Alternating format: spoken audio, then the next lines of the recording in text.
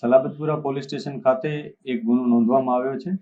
આ ગુનામાં હકીકત એ મુજબ છે કે ત્રણ વ્યક્તિઓ રાજેશ, વિરેન્દ્ર ચૌબે, સરફરાઝ અને મોનિકા આ ત્રણ વ્યક્તિઓએ એક ફાઇનાન્શિયલ કંપની અહીંયા સલાબતપુરા પોલીસ સ્ટેશન વિસ્તારમાં એમ્પાયર બિલ્ડિંગમાં શરૂ કરી હતી। તેઓ ફાઇનાન્શિયલ સોલ્યુશન્સ ચલાવતા હતા, રોયલ ફાઇનાન્શિયલ સોલ્યુશન્સ, જેમાં એ લોકો જુદા જુદા ગ્રાહકને લોન અપાવતા હતા। આ લોનમાં એ લોકો ગ્રાહકો પાસે કન્ઝ્યુમર લોન પહેલા અપાવતા, પછી કન્ઝ્યુમર લોન અપાવી અને એને પછી એના ઉપર પર્સનલ લોન અપાવડાવતા અને મેક્સિમમ જે પણ લોન અપાવી શકે જે ઓનલાઈન જુદી જુદી ફાઇનાન્શિયલ બેંક છે એના થ્રુ એમ અપાવતા હતા અને પછી એમના જે નાણાં હતા એ પોતાના એકાઉન્ટમાં મેળવી લઈ અને પછી એ નાણાંનો એ લોકો ઉપયોગ કરી અને જે ભોગ બનનાર હતા એને કોઈ પણ જાતની સર્વિસીસ મળતી ન હતી અને એ પ્રકારનો ફ્રોડ એ લોકોએ આચર્યું હતું। આમાં જે ભોગ બનનાર છે દિલીપભાઈ ધાર્મિક, એમણે આવીને ફરિયાદ નોંધાવી હતી। એમણે અને એમના પત્નીના નામે ટોટલ 10 લાખની લોન આવી રીતના થઈ હતી। આ 10 લાખની લોનમાંથી 1 કે 2 લાખ રૂપિયા એમને પરત મળ્યા હતા, જ્યારે બાકીના 8 લાખ રૂપિયા આ જે ટોળકી છે જે ફ્રોડ આચરનાર એની પાસે હતા।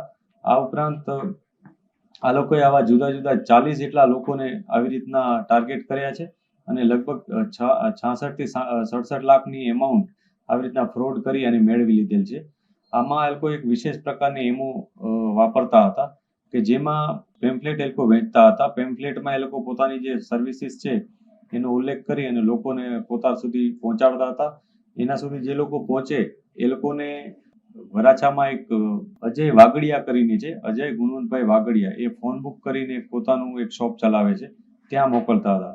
ત્યાં એ લોકોને મોબાઈલ, એસી વગેરે જે ઇક્વિપમેન્ટ્સ હોય છે એ વેચવાના બહાને એમને કન્ઝ્યુમર લોન અપાવડાવતો હતો।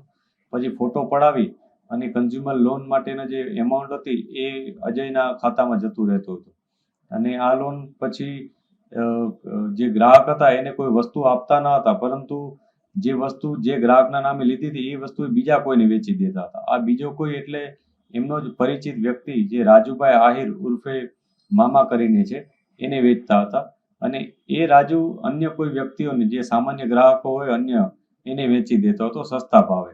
એટલે ફોર એક્ઝામ્પલ કદાચ કોઈ 70,000ની કોઈ વસ્તુ આની પાસે આવી હતી, પોતે 50,000માં વેચી દેતો અને પછી પોતે 4 જણા એમાં ભાગ પાડી લેતા।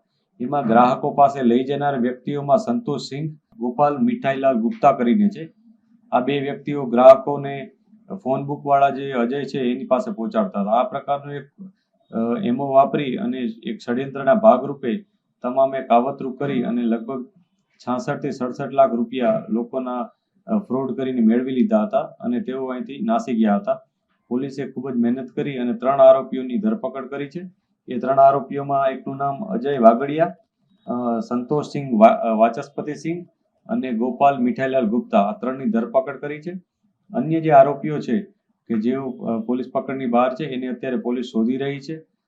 પોલીસ આમાં વધુ પોલીસ કસ્ટડી પણ અમે માંગીશું કે જેથી આ લોકોએ અન્ય કેટલા ગ્રાહકોને વિક્ટીમ બનાવ્યા છે અને બધી પૈસા ક્યાં છે એ બધી વિગતો અમે મેળવી શકીએ। આમાં જે 3 આરોપીઓ પકડાયા છે એમાં 2 વ્યક્તિઓ જે ગ્રાહકો હોય છે એને ફોન બુક વાળા અજય સુધી પહોંચાડનાર એક મીડિયેટર તરીકેના છે, જ્યારે એક વ્યક્તિ સંતોષ સિંહ છે, એક વ્યક્તિ જે અજય વાગડિયા છે એ ખુદ ફોન બુક શોપનો માલિક છે। એટલે 3 વ્યક્તિઓની ધરપકડ કરવામાં આવી છે।